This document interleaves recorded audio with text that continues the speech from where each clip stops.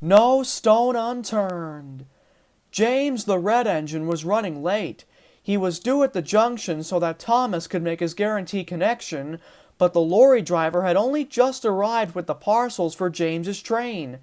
Hurry up, he called as his vans were being loaded. As soon as the doors were shut and locked, James, wheels spinning, sped out of the station.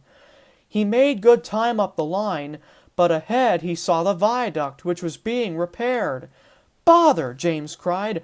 "I'd forgotten about the viaduct. Now we'll really be late." As James approached, he slowed to a standstill. Looking around, he scoffed. "I don't see anyone working today. I think I'll go faster to make up for lost time." But James was wrong. There were men working below. From his side of the viaduct, James couldn't see them properly. As James sped up, the beating of his pistons made the weak viaduct shake.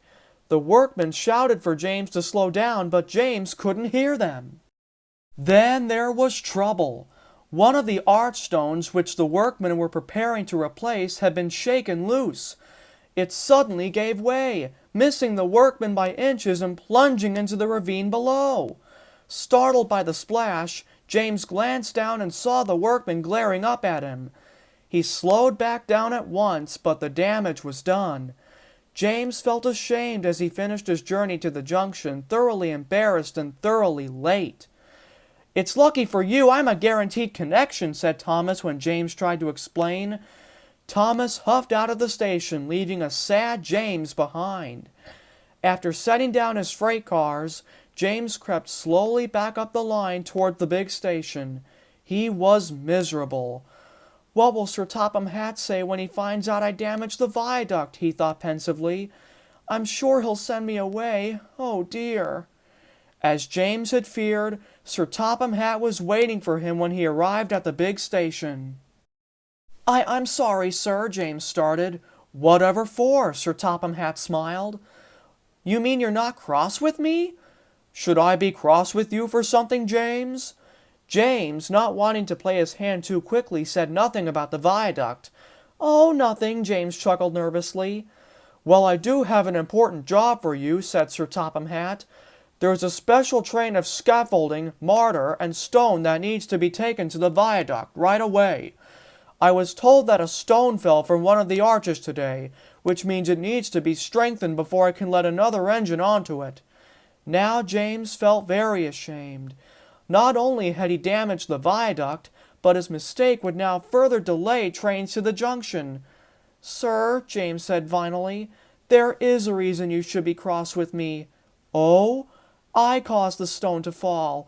I didn't see the workmen and thought that meant I could go faster across the viaduct." "I already know, James," said Sir Topham Hatt. You do?" "The workmen reported that a red engine was on the viaduct when it happened. I don't have many red engines, do I, James?" "No, sir," James replied.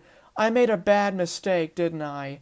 "A bad mistake that you can make up for," Sir Topham Hatt said, reminding James of the special train. "Of course," James smiled. "Since I'm the one who damaged the viaduct, I should be the one to help fix it." "Precisely," Sir Topham Hatt said, smiling himself. "Really useful engines leave no stone unturned, if you get my meaning." James understood completely and set out with the special train for the viaduct at once. When James arrived, he apologized to the workmen and stayed as long as he could be useful to them. James returned to the sheds that evening a much wiser engine. He now knew that while we all make mistakes, what is important is that we are accountable for them and willing to set things right again.